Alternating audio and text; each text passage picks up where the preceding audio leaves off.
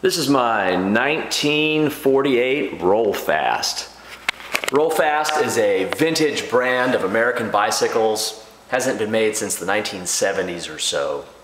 I found most of this bicycle sitting on the curb on heavy trash day, being discarded, gonna be sent to the dump or melted down and turned into Toyotas or something.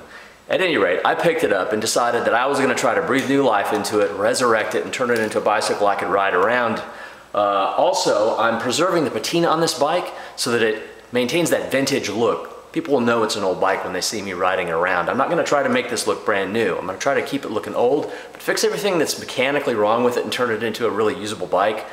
I'm going to document the steps I go through in resurrecting this bike, and hopefully some of the information in these videos will help you if you're looking at restoring an old vintage American cruiser bike too.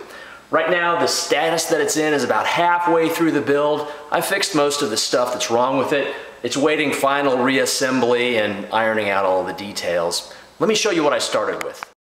Here's what I started with. I found this mess on a curb on heavy trash day. Frame, fenders, seat post and seat, forks, bottom bracket, crank, chain wheel, chain, and pedals. Importantly, the chain wheel and chain were there because this is a skip tooth bicycle.